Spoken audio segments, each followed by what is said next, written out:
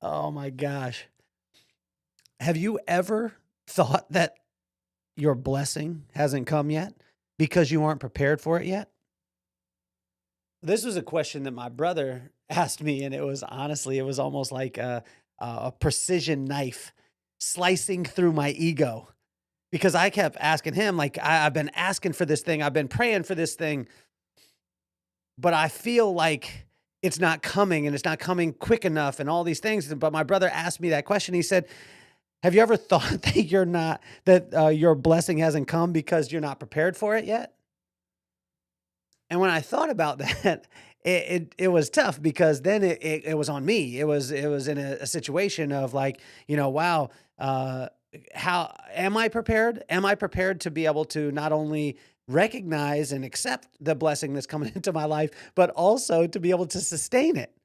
And why would a blessing come into our lives if we don't have the tools to be able to utilize it, to be able to appreciate it, and to be able to even see it in the beginning? And in Proverbs 26 today, it read different than I've ever read it before. I've been reading Proverbs for 30 years, the corresponding proverb for the corresponding day. For those of you tuning in the first time, it's Inchstones, right? Just a little thing that you can do every single day that, when piled up, becomes the milestones in our lives. And this corresponding proverb for the corresponding day, reading Proverbs 26 on the 26th of the month, every single day or almost every day. Don't judge me on that. But I've never read it the way that I read it today. I always read it in a way of like, watching out for this and watching out for that and watching out for this. But God made it personal today, and he turned around. He said, I'm not talking about anybody else. I'm talking about you. And so in Proverbs 26, it shows us how to get prepared for the blessings we desire and that God designed us for, that he's not delaying because he's mad at us, but he's not allowing us to be able to have it at that time because we're simply not prepared. But that's the question that I had, is like, okay, then how can I get prepared? And Proverbs 26 takes us down a multitude of questions that we could just ask ourselves. And once we ask these questions, it really reads into asking ourselves, are we prepared? So why don't we get this party started? Nothing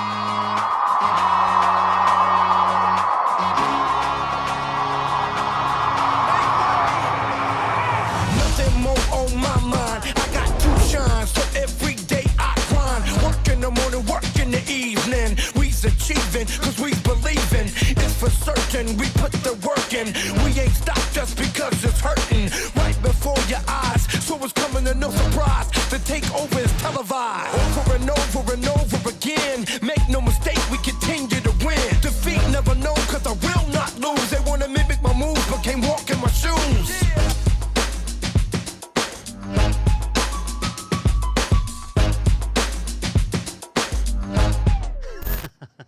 Well, I just came off a secret knock, and it was unbelievable. Number one networking conference in the world.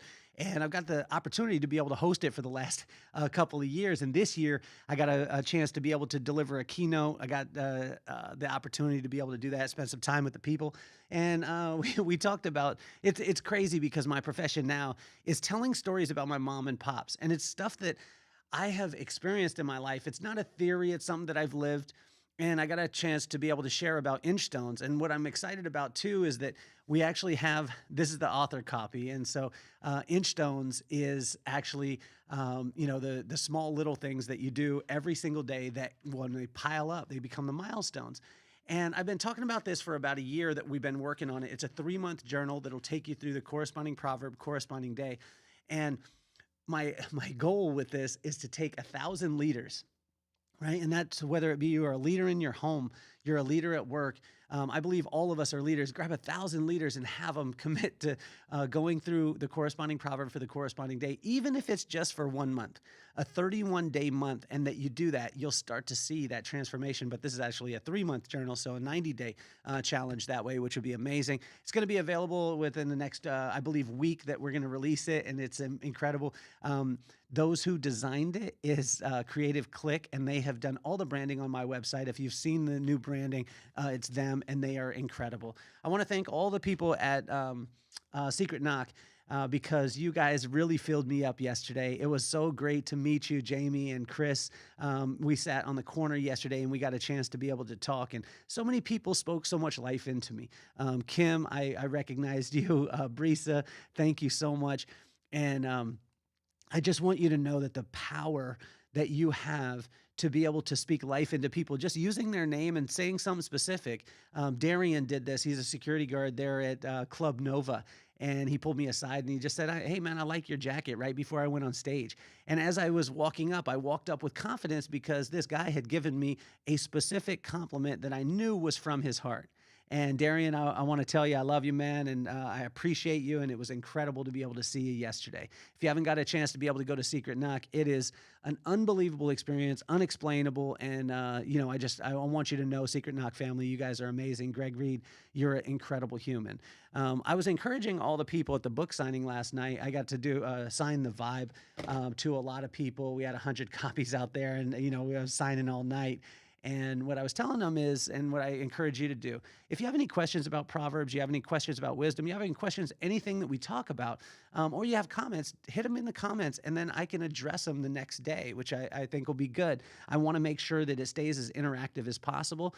If you're a reader, also go on our Substack. Substack is my newsletter, and it's not perfect, but it's something that I go through and I share the notes from the week. A lot of times the things that kind of, hit me, we also added a playlist. I added a playlist to it as far as a musical playlist of things that I was listening to or listened to during the week. And what I found was this week, this week, which was great, is a situation where I had anywhere from, Bill Withers to Wu-Tang Clan, because I believe that, music doesn't have to just be, a certain genre. It could be any genre, and it can help you to be able to, have such an incredible experience. So I want to thank you guys again for rocking with me and being here on the podcast. So I'm going to see if I can get my camera to focus too. There we go. Let's see. Maybe it's just focusing back here. That's all right. We'll be a little bit blurry today, but we love you so much. Let me see. I think we're good. Okay. So Proverbs 26 shows us how to get prepared for the blessings that we desire. And this was always a tough thing because people tell me like, hey, you need to get prepared, right? I'm moving my hands around if you're watching on YouTube, just because I want to get the focal point going. Let's go that way. And then draw. There we go. A little bit better. But I always wondered, like when someone said to me, get prepared, they never gave me the specific steps on how to be able to do it. And that's the cool thing with God is, the corresponding proverb for the corresponding day. He'll actually give you the breakdown of it. And the breakdown, which is so cool, was questions. And I didn't like the questions this morning because honestly, sometimes I don't like to answer the questions because for me, it cuts right to my heart. Like when I'm asking these questions and I'm alone, I'm spending alone time. There's no one there to save me, right? You have to answer the questions. And so let's jump right in to it. Oil and water don't mix. And if you don't invite discipline, it will find you. My pops would say this all the time, that oil and water doesn't mix. You can shake it up as much as possible, but it'll always separate. And what he was meaning was that the world and God's will, the will of the world and God's will, it's never really going to mix. And even if you try and add just a little bit into it. I told a story a couple weeks ago about a mom that went in and, her son was watching a TV show and it had some cursing in it, whatever. And he was like, oh, it's just a little bit of cursing. So then she made some brownies and she went out in the front yard. She grabbed some dog poop, little tiny bit of dog poop, put it in the brownies, mixed it up, and made the brownies, and then she fed them to her son. And when her son tasted it the first time, he was like, "Man, that's the nastiest thing. What is in this?" And she's like, "Oh, it's just a little bit of dog poop." And she laughed at it, but it was one of those things as far as a lesson. I don't know if that mom really did it, but it hit home for me, right? And so oil and water don't mix. And when you try and add a little bit of wrong to right, it becomes wrong. Right. And this is a hard thing to understand because what we're taught all the time is like toe the line. It doesn't always have to be all the way right. And what is right? I'm not saying that, what right is when you stay in communication with God and he tells you to do something and you do it. That's it. Right. So it's not a religious sense of, oh, what's right, what's wrong. It's like just be in communication with God. Ask him and he'll lead you in exactly where you need to be at that time. But oil and water don't mix. And if you don't invite discipline, it will find you. All of us have had a time in our lives where discipline found us and it's not very comfortable. So I would invite it into your life. And I find that that's going to be, make things a little easier. Not easier, but I would say a little, how would we say, I guess it would be easier to swallow when you invite it as opposed to when it finds you. In verse 4 and 5 in Proverbs 26, how easily do you accept wisdom? Ask yourself that every day. Are you trustworthy with your words? Are you gossiping? Are you talking about people behind their back? Things like that. And none of us are perfect. And we run into this, but God's just asking, are you trustworthy with your words? Are you honorable in verse 8? And when you're honorable, it just means your words and your actions are in line. And you'll find that when you have a lot of people who, show you respect, it's because your words and actions are in line. And how is your work ethic? There's some people that, like, say, my brother Guy, I want to do a huge shout out to him. He's a physician, radiologist there in Omaha, Nebraska, but he also travels to work too. And I said to him the other day, he's the hardest working man in showbiz. And also, too, with a John Elston, this guy is an unbelievable force of nature. I look at a Greg Reed. I look at a Keith Hale. I look at a Baron Baptiste. I look at these guys who have incredible, incredible work ethic. But just ask yourself every day, like, how's your work ethic? Are you staying busy, or are you in motion, or are you in action? Right? Are you in motion, just busy, or are you in action? Are you moving towards what it is that you were purposed to do in the first place? And the only way we can know that is when we're in touch with God. In verse 14, how many times does it take you to apply the wisdom that you encounter? This one was a hard one for me to hear because there's a lot of times where I'm a bonehead and I'll hear something and I'll be like, man, I don't want to hear that. I'll act like I don't hear it, and then I won't apply it. And it takes a little bit of time. This verse 14 is, it said, how many a dog returns to its vomit, or a fool will return and continue to do the things that he does. I'm paraphrasing it, obviously, but it just posed the question, like, how many times does it take to apply the wisdom you encounter? And let me ask you this: do you mind your business? Number one, do you mind your business as far as, are you focused and are you working on your land? But also, do you mind your business as far as staying out of other people's business? Because it's so easy for us to be able to judge, but it's so tough for us to be able to look at ourselves and say, oh, we're a part of that too. We joke with one of our buddies, Dave, because he used to always say to his parents that, growing up, that, I can't believe what all the bros did. Like they did this, they did that. And we were all like, Dave, you were doing it too, man. And, so we always gave him a hard time with this, but, ask yourself, do you mind your business? Do you work your land? And are you speaking life about people and lifting them up? And when you are, it's amazing what can happen. In verse 18 and 19, this one made me laugh because it talked about the fact, this question, it actually asked this exact text that I read this morning in verse 18 and 19. You have to read this because it makes me laugh every single time that I do Proverbs 26. Are you a maniac shooting arrows of death? I mean, that is strong. Like, are you a maniac shooting arrows of death? And that is a person who is not speaking savory about the people around them or the situations around them. That's what it was. Like you're a maniac. It said like a maniac shooting arrows of death is a person who's has a speaks ill of somebody else. And I was like, man, that's strong. Like if I was to listen to that every day, or as to ask myself that question, am I a maniac shooting arrows of death?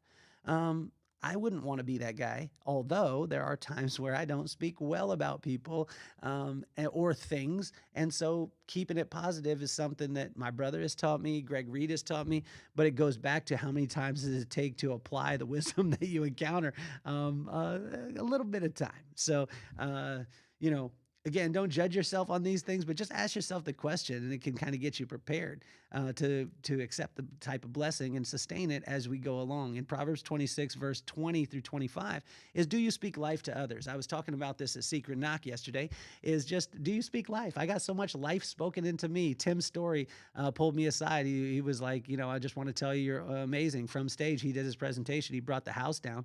And during it, he said, hey, Kelly Cardenas, you're one of the top speakers in the world. That coming from him, third-party validation, is an amazing thing. It speaks life. He's my brother, right? I sent him a text yesterday. We were supposed to have dinner, but I was having dinner with Larry Namer and Mary Beth. And when I was, he said, I've got dinner, but I want you to know that you're loved. Like he's speaking life to me. Are you speaking life to others and people around you? And it's as simple as using their name and something specific that they inspired you by. So let's see, in verse 26 and 28, as we finish up, is, are your heart, your mind, and your actions in line? And this is a question that I ask all the time. So your heart is your belief system, your mind is your intentions, and your actions are your skills.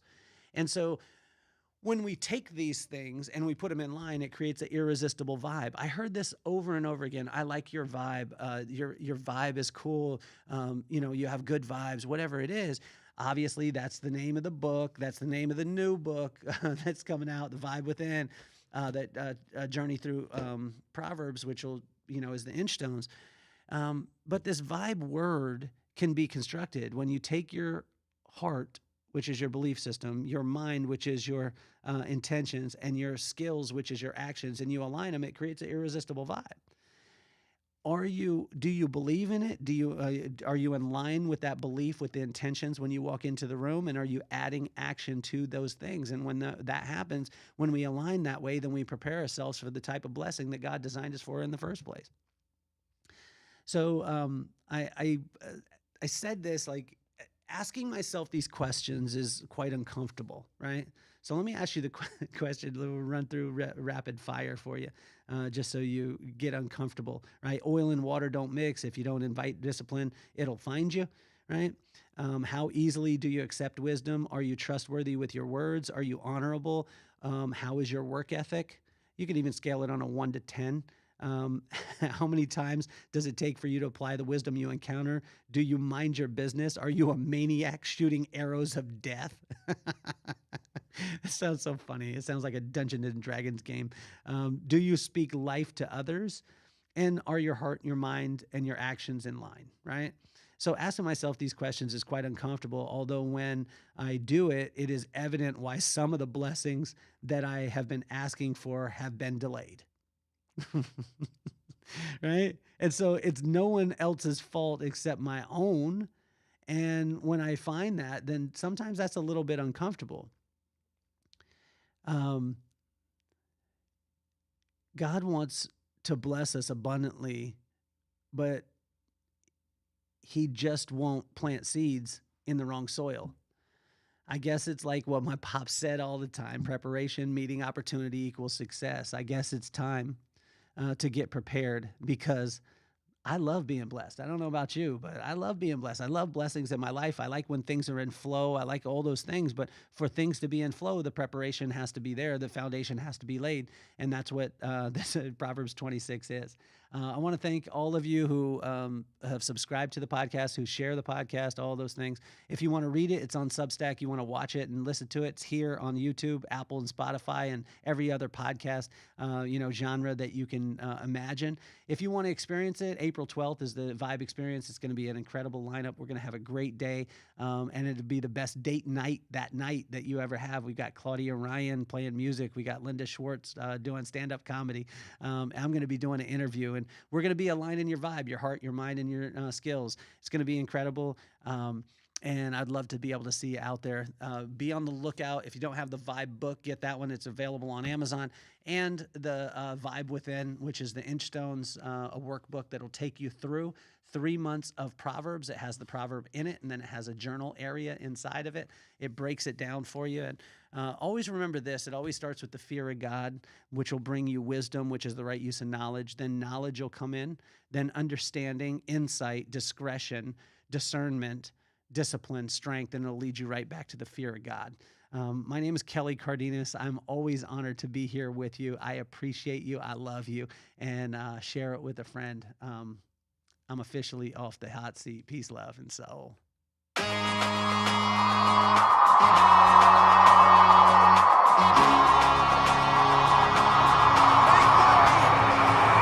Nothing more on my mind. I got to shine, so every day I grind. Work in the morning, work in the evening. We's achieving, cause we believing. It's for certain, we put the work in.